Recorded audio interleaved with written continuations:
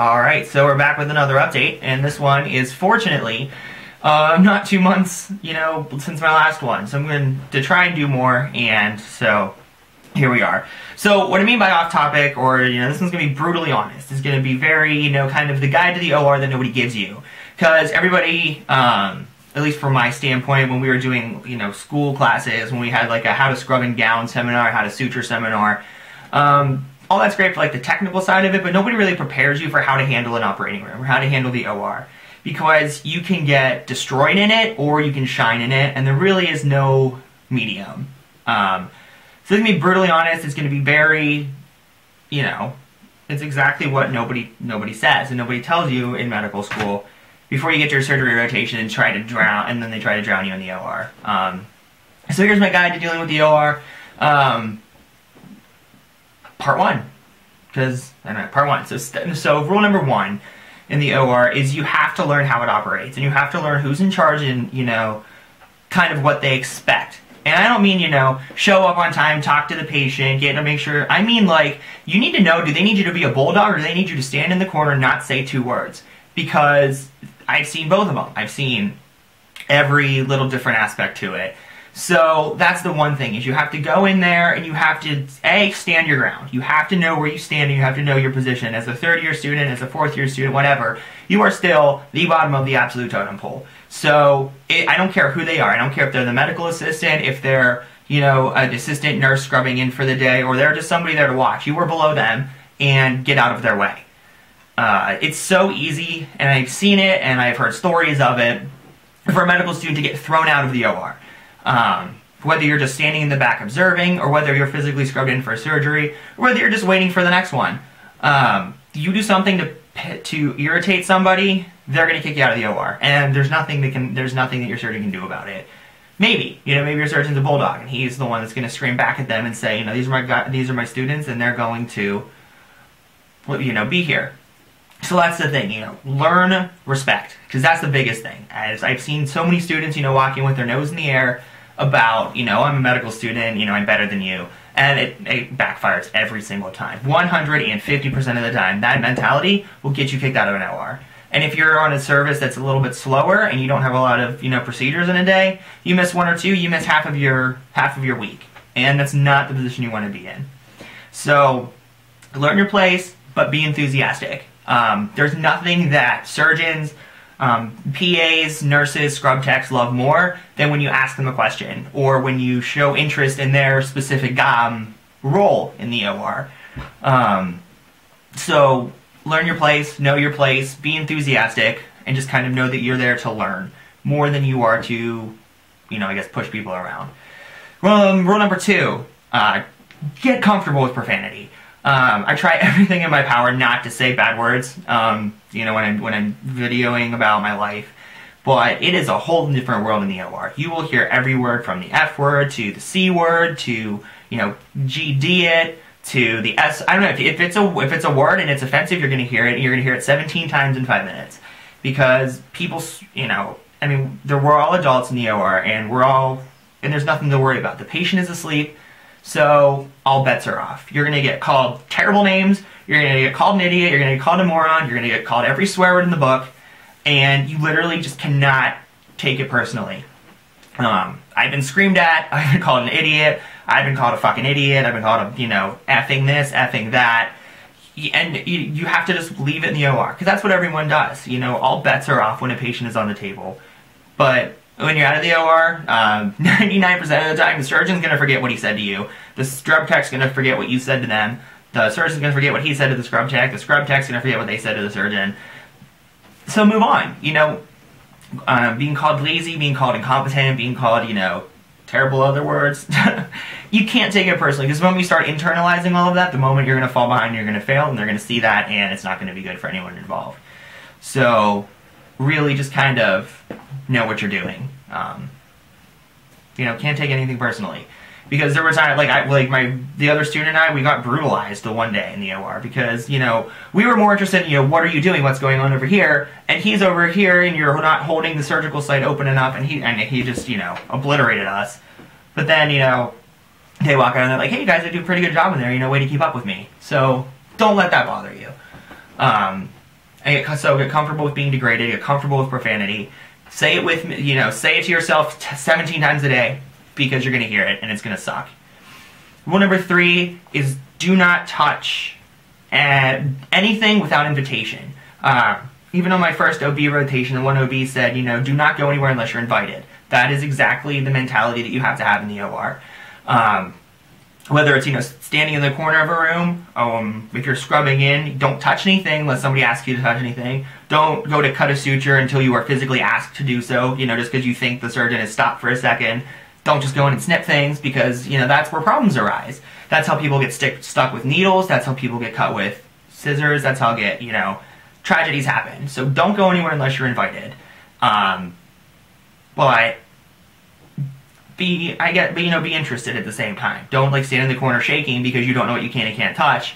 Generally look interested, kind of just get in there and do your thing. But if, the surgeon throws a tool on the table, don't go to pick it up, because 98% of the time, your scrub tech, that's their job, is to, take things off the table and keep a clean operating field for sterile purposes and to protect everybody in the OR.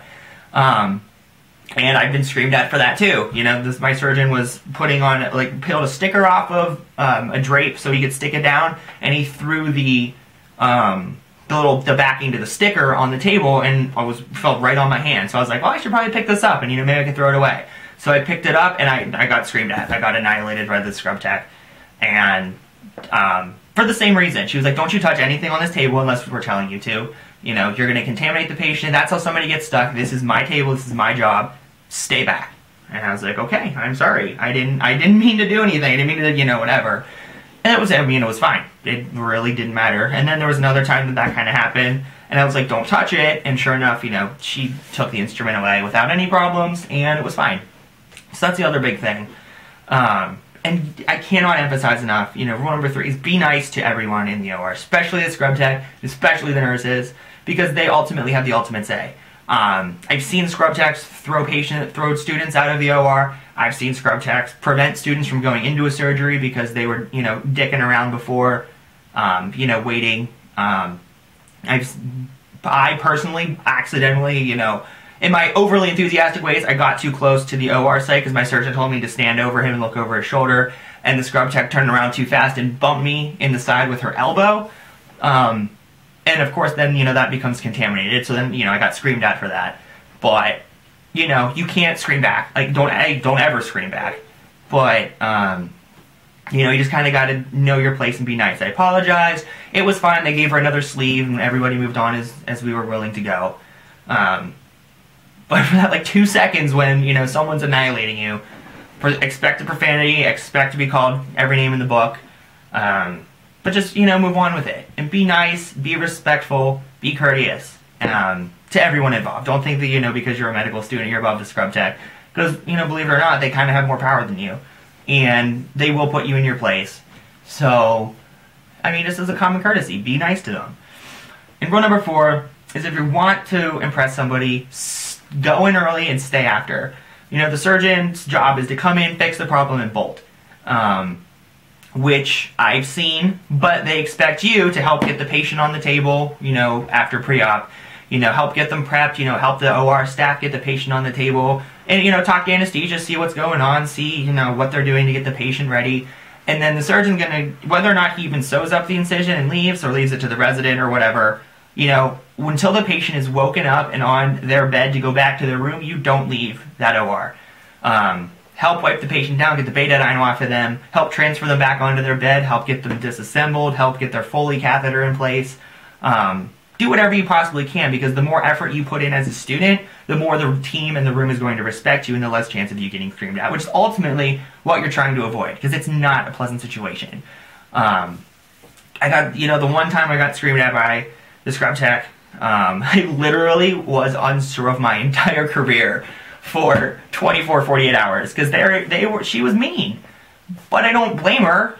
She's trying to prevent contamination. She's trying to prevent us from getting hurt, the patient getting hurt, her from getting hurt, the surgeon from getting angry, because that's ultimately what you want to avoid, because they're the meanest of the crew. But, so I went home, I read up on everything, I was ready to go the next day. I knew we were having another surgery.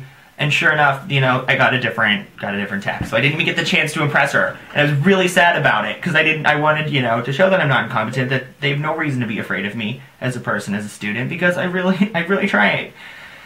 But again, and that's all the thing. Like, you have to leave it in there, because I went home and I dwelled on it for 24 hours and I was depressed. You can't do it because you got to be ready to go the next day. So, you know, do that. And from a student standpoint, from a technical standpoint that they don't tell you, if you get an Ethicon knot tying board, I think Johnson & Johnson sub company, Ethicon, they send you a board that has 2 rubber bands on it, then you can practice your surgical knot tying, because getting down that stuff with 1 or 2 hands is really difficult. And you never know when a resident or the physician is going to hand you the sutures and say, go to town, I'm done, and they're going to rip out and go. That's happened a couple times. And I still can't tie knots to save my life. I can throw sutures in, you know, I can get it there, and then it comes to the knot place and I'm like shaking, and I was like, I don't know what to do. And I don't, because I'm still super new, but, you know, it's getting better. I closed one today, both with sutures and a staple, you know, with the resident right there, obviously. But, you know, he threw down 5 or 6 in the time it took me to throw down 1. So, you know, get the knot tying board. Definitely, after the surgery, ask the scrub tech, ask the nurses if there's any sutures left over that they're not using. Because a lot of times, if they, you know, they might de-sterilize a bunch of needles just in preparation for what might happen, but they won't use them. And so then they'll let you take those home, you know, get a pair of pants, get a pair of scrubs, sit there, you can just put the needle through your scrubs and just sit there and do that knot tying over and over again while you're watching TV or watching a video or something. And make sure you have it down, because that's the one time you have to shine. And there aren't very many of those options in the OR, because everyone else has a job and everyone else has a place, and you're just kind of there to observe and be respectful. So that's pretty much it. You know, it's a really fun time if you let it, but it could be a very devastating time if you let it. So just really go in there with a good attitude, but remember, you are the bottom of the list. And it doesn't matter who the other person is, how many people are in that OR, you know. Yeah, that's it. That's all I got. Other than to get comfortable with profanity, because it gets flown around by the nurses, by the surgeon, by the anesthesia team, by, you know, everybody. I think I've doubled my swearing output in the past month, more times than I have in my entire career, my entire life. So, you know, they tell you to be professional and they tell you to, you know, watch your language, which is 100% true. But, you know, the OR is kind of a different field. It's a different beast all in its own. And you have to be ready for it. So do not get offended. Know your place, and I'm rambling. So, next update, probably in a little bit. I don't really have anything super exciting I want to talk about. I'm back on with the same surgeon for another 4 weeks. But other than that, you know, you're always welcome to follow me, Twitter, Instagram, at Michael J. Albring. If you want, in the comment box, I'll put a link. But that's more of an up-to-date basis. Today is match day, so anybody who went through the match, congratulations if you matched. If you didn't, so, you know, my condolences. Go through the scramble. It could turn out to be for the better. You might match into a program that, you know, you didn't even consider because of whatever the factor may be, but now they might have an opening for you. So keep it positive, keep your head up, you'll be fine, you'll get through it. I know plenty of people who didn't match, but are still thriving physicians with whatever, Hummers and a yacht and, you know, billion-dollar houses. So just because you didn't match the first time doesn't mean your career is over. Keep your head up. If you did match, way to pull it off. You know, I have so much respect for you. And a mad shout out to my personal best friend who matched at her top residency for emergency medicine. Inspires me every day to be a better doctor and a better student, a better person. And I love her to death, and I'm so happy that you matched. I'm so happy that you got the program you wanted, because I know you're going to be a great physician one day. And that's all I got. So if you want anything personally out of me in the next, you know, little bit, leave me a comment, shoot me a message, and I'll try and make that happen, because I personally don't have anything crazy right now. So let me know. Take care, guys. Bye.